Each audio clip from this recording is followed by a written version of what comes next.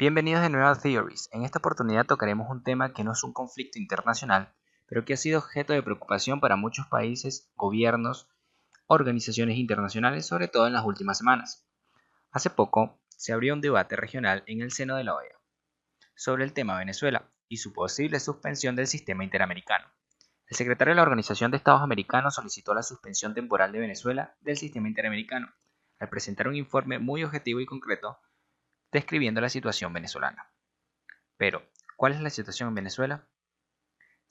Según el informe, existe un gran deterioro del orden democrático por la no celebración de elecciones, la falta de libertad de expresión, la violación de los derechos humanos, el no respeto a la minoría e incluso el no acatamiento de la mayoría expresada en un proceso electoral, la falta de independencia de los poderes públicos, el continuo hostigamiento de la oposición y la existencia de aumento de presos políticos, además de la existencia de una grave crisis económica y social. Pero, ¿cuál es el porqué? ¿Cómo un país con las mayores reservas probadas de petróleo enfrenta tal escenario? La situación se podría dividir en dos: la crisis política, creada por el actual gobierno de Nicolás Maduro, y la crisis económica y social, que fue creada por el anterior gobierno de Chávez.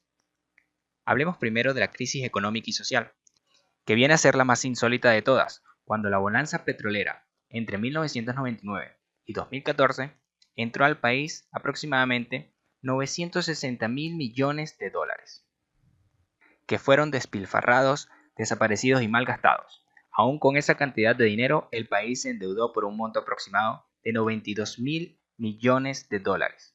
Fue el modelo económico impulsado por Chávez lo que llevó al país a la actual crisis económica y social.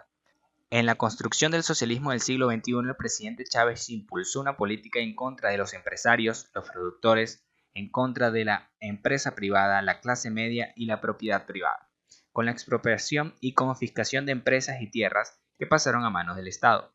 Para el proceso revolucionario, el Estado debe controlar todo: producir alimentos, medicina, petróleo, explotar los recursos mineros, el turismo, los servicios públicos, la banca y los medios de comunicación.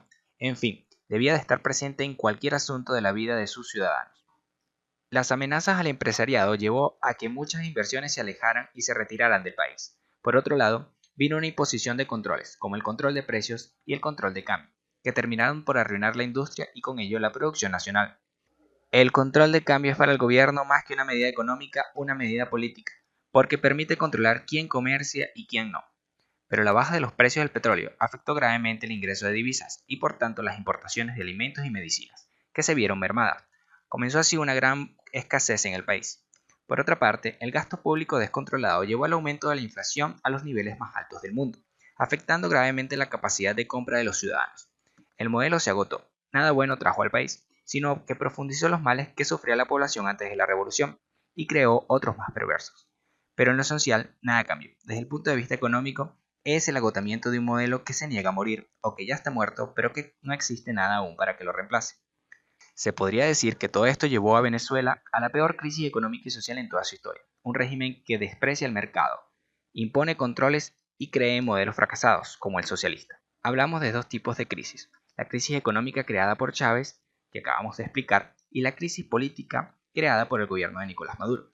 La crisis política comienza cuando se instala la nueva Asamblea Nacional después del gran triunfo opositor en diciembre de 2015.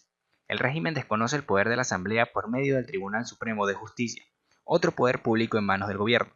Declara nulo cualquier acto celebrado por la nueva Asamblea, además de declararlo en desacato. La oposición, siempre buscando una salida electoral, fue por el referéndum revocatorio, que se suspendió el 20 de octubre del año pasado, cuando se sabía que la oposición lograría alcanzar todos los requisitos para la celebración del mismo. Esta suspensión produjo un quiebre en el panorama. El régimen, que se jactaba de haber celebrado muchos procesos electorales y de haberlos ganado casi todos, ahora suspendía una elección nacional violando la Constitución, porque aunque el gobierno de Chávez era autoritario, siempre buscaba mantener las apariencias democráticas, con la celebración de elecciones. Ahora, con la suspensión del referéndum revocatorio, el régimen muestra su cara dictatorial. Es por esto que la OEA se mueve y solicita hablar sobre la situación en Venezuela. El informe del secretario general expone muy bien la situación del país y expresa muy bien la solución para el retorno de la democracia, mientras que el régimen de Maduro, por medio del TCJ, dio un golpe de Estado al disolver la Asamblea Nacional, terminando por cerrar la fase que comenzó cuando se suspendió el referéndum revocatorio el año pasado, y declarándose completamente un régimen dictatorial. Si te gustó el video, haz clic en me gusta y suscríbete a nuestro canal para saber más por qué sobre la realidad internacional.